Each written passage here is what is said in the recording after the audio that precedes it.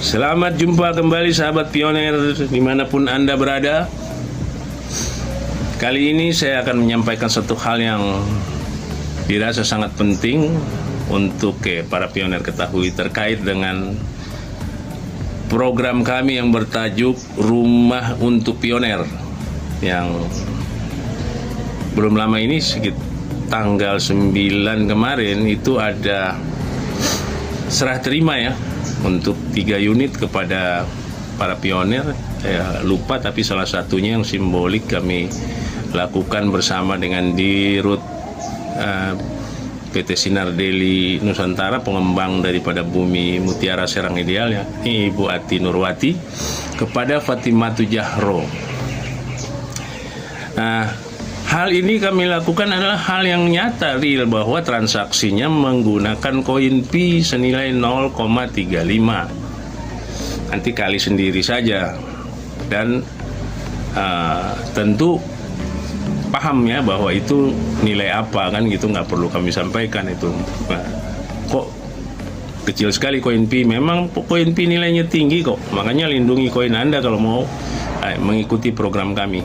Yang kedua, perlu kami sampaikan bahwa kalaupun ada upaya dari teman-teman pioner atau para pioner lain untuk masuk ke dalam program kami, tentu harus lewat pintu yang benar.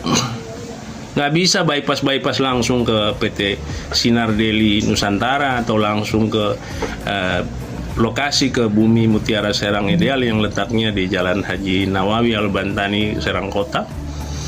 Itu tidak mungkin akan ditanggapi begitu, tapi tentu diarahkan karena di sana sudah terbentuk perwakilan kami yang mengurusi seluruh kepentingan pioner untuk bisa masuk dalam program bertajuk Rumah untuk Pioner. Ada 3 nama yang harus kalian hubungi, jangan langsung-langsung. Itu sudah menyalahi aturan, tidak sopan dan sangat tidak bijaksana, dan kelihatan itu bodoh sekali kalau pioner kayak gitu. Pertama, harus lewat yang namanya Pak Raden Suwandi, leader dari pioner Cilegon, Banten. Yang kedua, lewat Dr. Andes Haji Ahmad, leader dari pioner Balaraja Tangerang atau pengurus gerai Indopinet Mart Sirul Hikmah. Yang ketiga, lewat Pak Berni, itu dari komunitas Cikande di bawah asuhan Pak Sofran. Jadi tidak ada yang bisa langsung-langsung atau apa begitu merasa ini terus ngejar-ngejar PT Sinar Deli Nusantara, karena ada proses itu yang kalian nggak akan paham gitu kan. Percuma dijelaskan, kalian nggak akan sampai. Cukup kalian datang, tertarik, kita seleksi datanya masuk atau tidak. Kalau masuk, kami lanjutkan, dapat rumah, bayar 0,35 sekian ada poin sekian. Saya nggak bisa rinci per detailnya tuh. Tapi ini yang penting harus diketahui. Yang ketiga, bahwa untuk aplikasi kita sarankan bukan terus nyerobot masuk begitu, salah, karena kami punya perjanjian yang mengikat. Silakan aplikasi mencontoh kami, kalau tidak mampu datang berguru pada kami, kemudian lakukan kepada developer yang lain, sehingga terbagi perumahan ini bisa terbagi untuk kepentingan banyak pioner. Dan kita memang mendorong dan memompa untuk aplikasi-aplikasi yang masuk hackathon untuk melakukan hal yang sama dengan yang kami lakukan. Itu yang mesti diingat.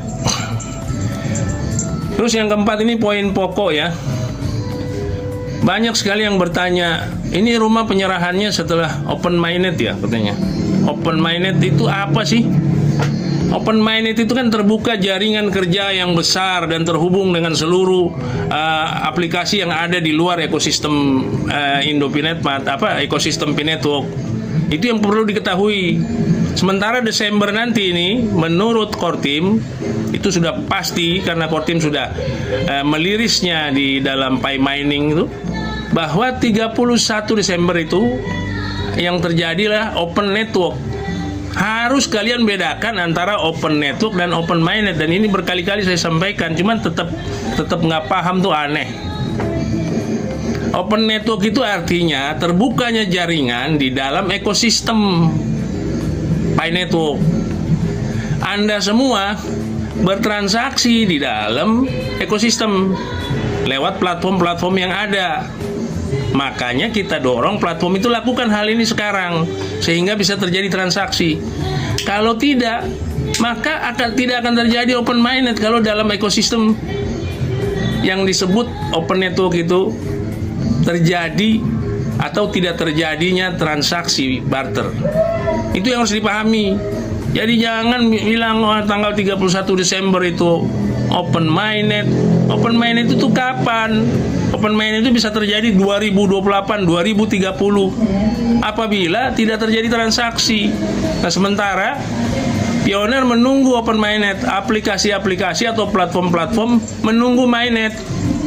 Sama saja dengan menunggu Godot atau siapa duluan telur sama ayam itu. Jadi lakukanlah dengan benar.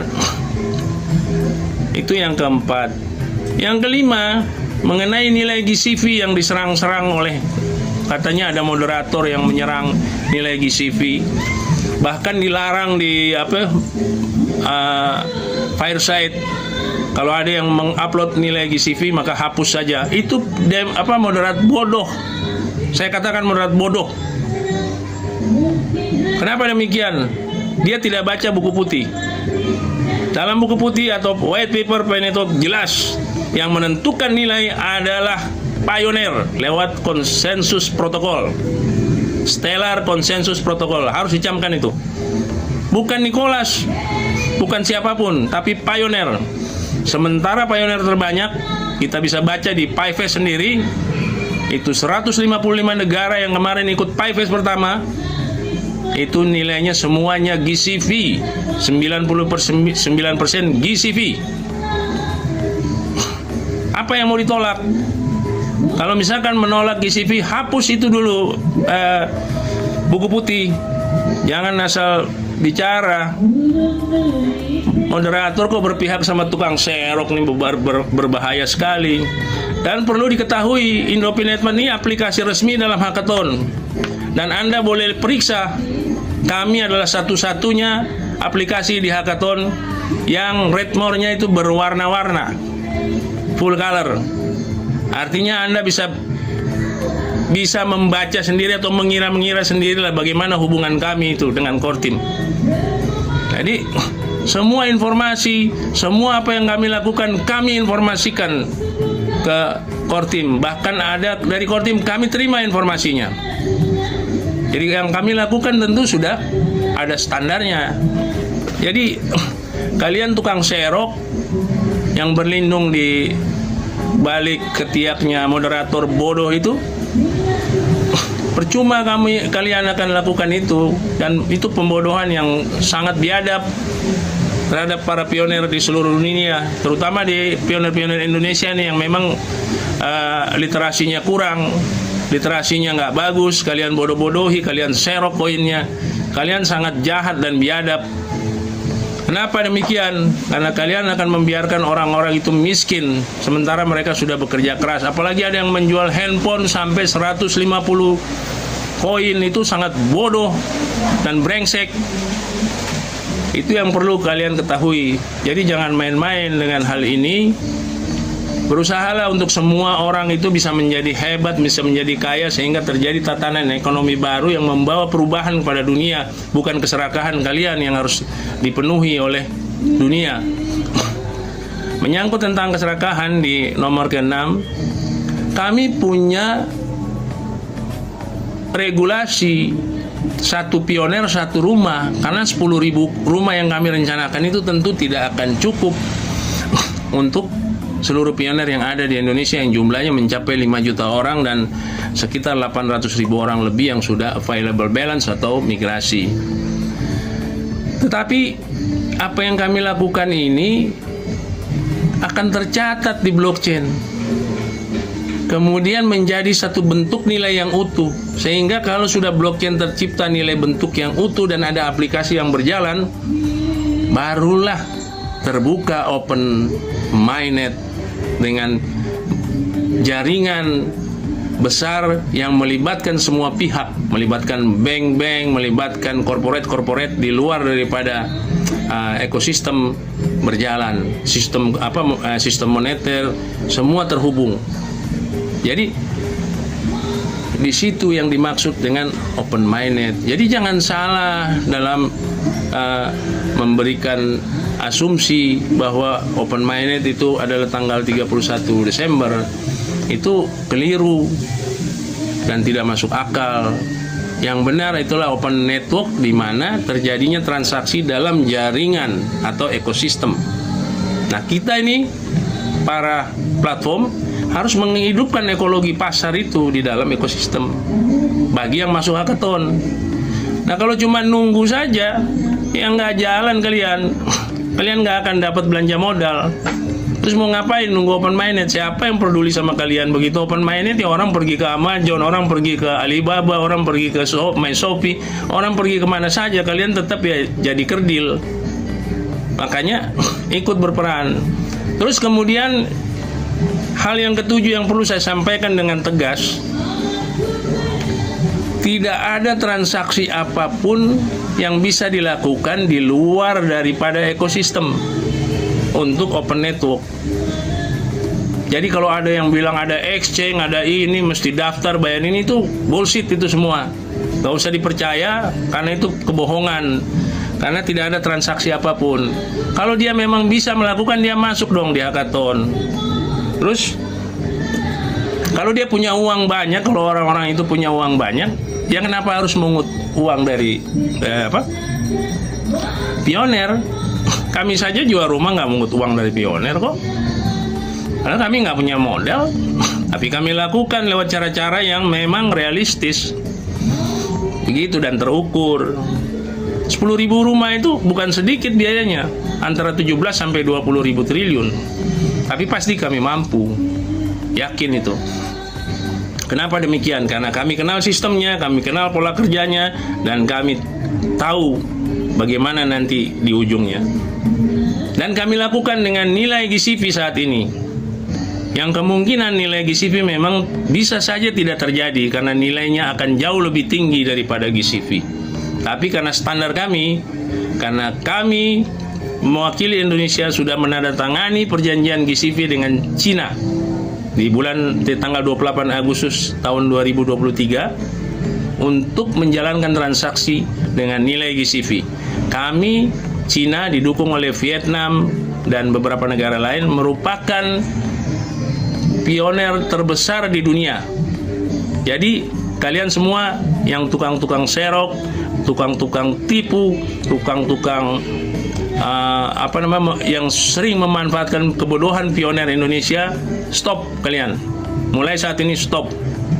Karena akal sehat akan segera bekerja. Terima kasih.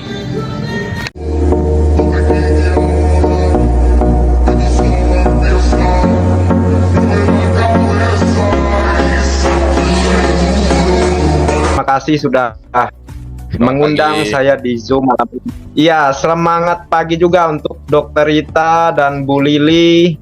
Dan saya juga mengucapkan terima kasih banyak kepada mentor saya ya, yaitu Bunda Sophie yang selama ini mendampingi saya di LabGood juga.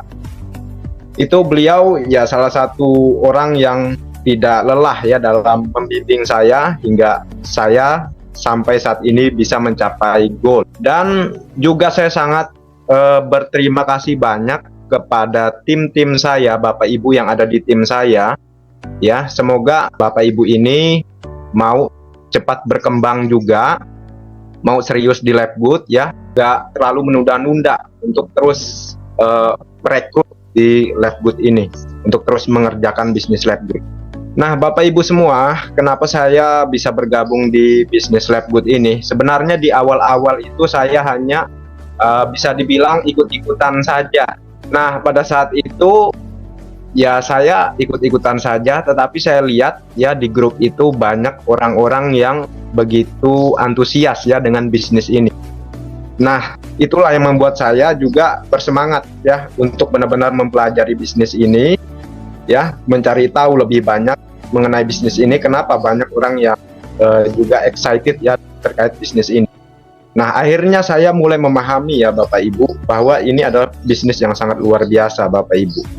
Nah, untuk kita bisa mencapai passive income di sini tuh sebenarnya kalau kita paham ya Bapak Ibu itu sangat mudah ya Bapak Ibu.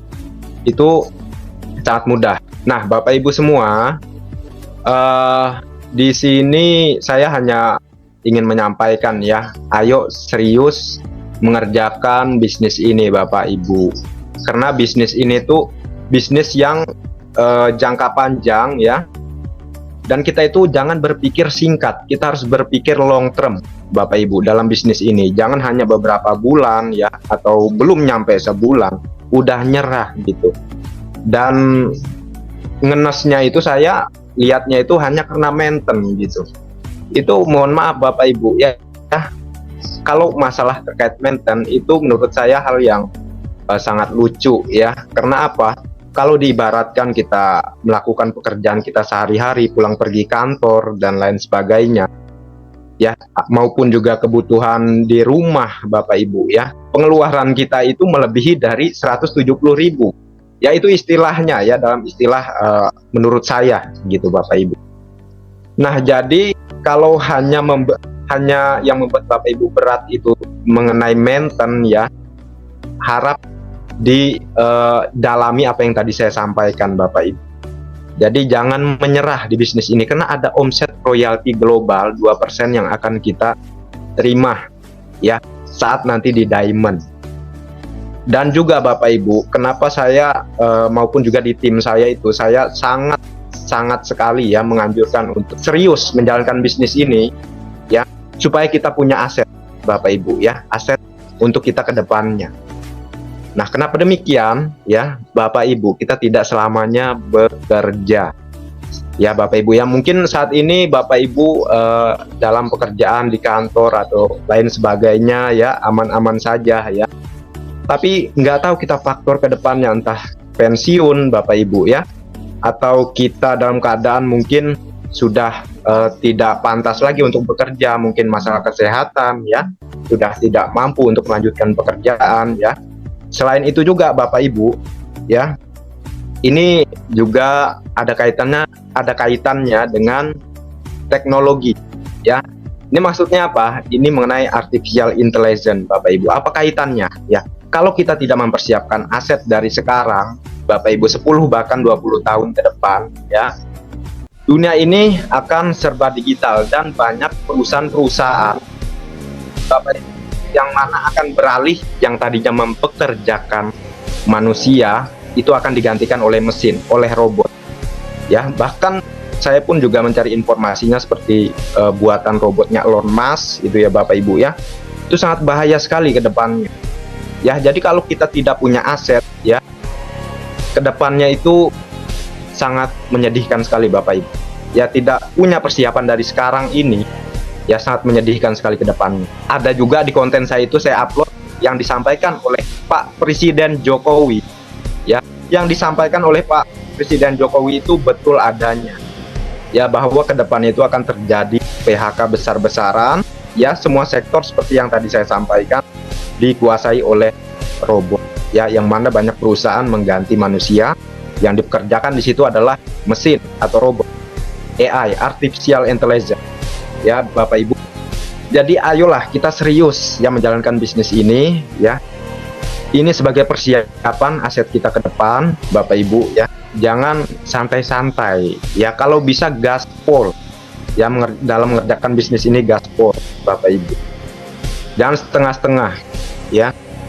Jadi kita oke, untuk saat ini ya tetaplah melakukan aktivitas seperti biasanya, bekerja seperti biasanya, tapi kita juga harus di samping itu kita juga harus mempersiapkan aset kita untuk kedepannya ya, untuk anak dan cucu kita ke depannya, Bapak Ibu. Dan di sini sudah pasti ini adalah bisnis yang jangka panjang, Bapak Ibu ya, karena bisnis ini tuh di industri kesehatan, yang mana di industri kesehatan itu selalu dibutuhkan dari masa ke masa, Bapak Ibu ya.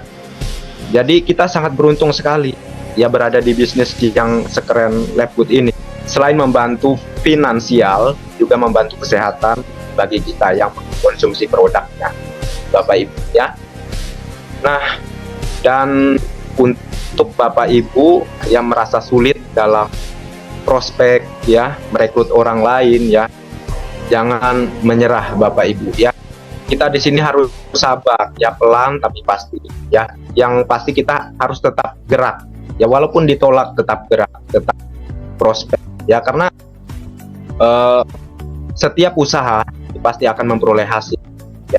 Kalau Bapak Ibu belum memperoleh hasil saat ini, Bapak Ibu harus pikir lagi dari usaha Bapak Ibu sebelumnya itu sudah maksimal belum gitu, sudah maksimal atau belum gitu Bapak Ibu ya. Itu harus benar-benar Bapak Ibu selidiki dari kinerja Bapak Ibu di Labgood ini gitu. Jadi jangan nyalahin upline gitu, jangan bilang saya nggak bisa ngerekrut ya. Dan ini juga sangat berkaitan dengan mindset Bapak Ibu ya, pola pikir.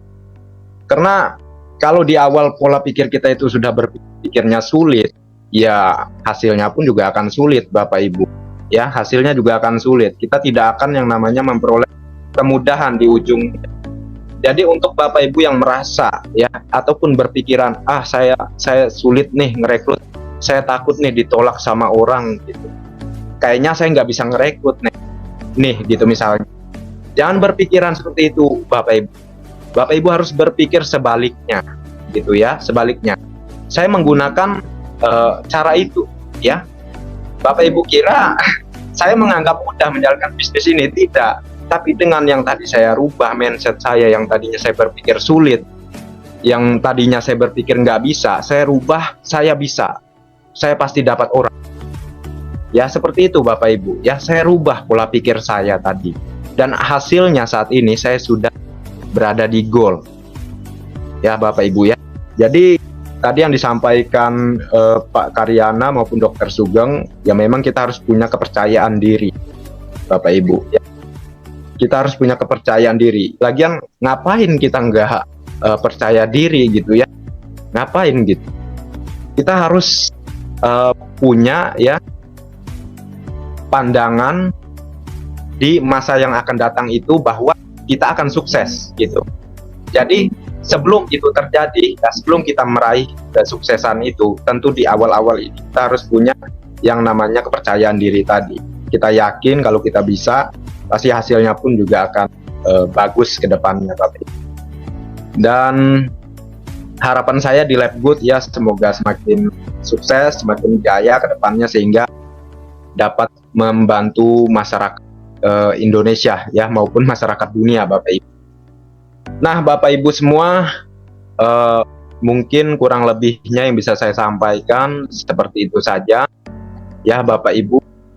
Kurang lebihnya mohon maaf sekali, bukan maksud menggurui Bapak Ibu. Di sini anggap saja saya hanya sharing gitu ya, apa yang saya tahu itu yang saya sharingkan gitu, Bapak Ibu. Semoga bermanfaat. Terima kasih, luar biasa. Anak muda yang keren ya, Bapak Ibu sekalian.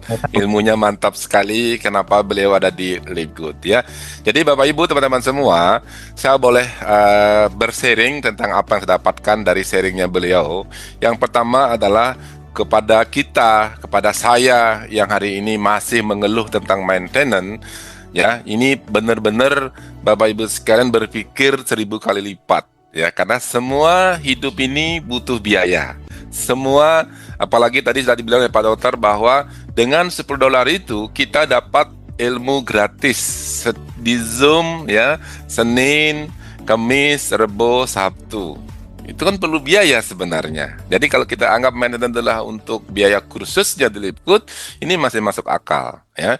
Jangan sampai gara-gara maintenance teman-teman ada yang mundur ya, karena dia belum paham. Nah, jadi untuk mengatasi maintenance gimana? Ya tetap kita closing tetap kita prospek, tetap kita melakukan presentasi.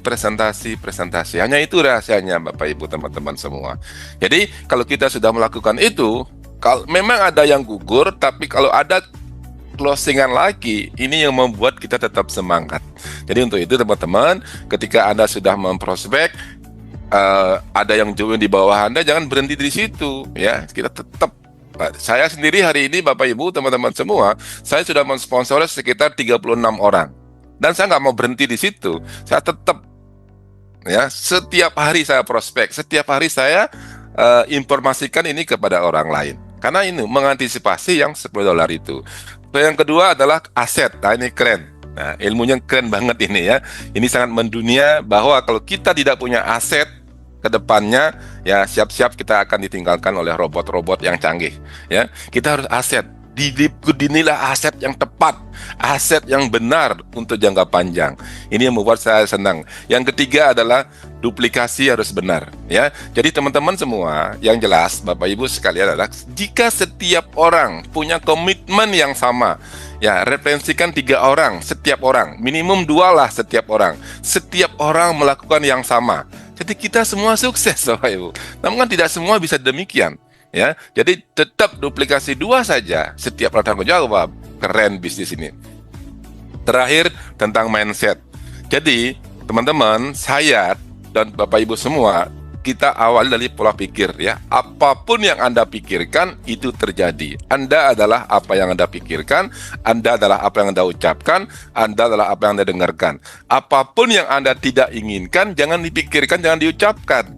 Ya, pikirkan, ucapkan apapun yang Anda inginkan. Kalau Anda ingin crown diamond, kalau Anda menjadi diamond, pikirkan itu terus. Nah, itu yang saya dapatkan dari pelajaran anak muda yang luar biasa sekali. Kami doakan semua teman-teman semua menjadi diamond dan kita ada di panggung bersama-sama.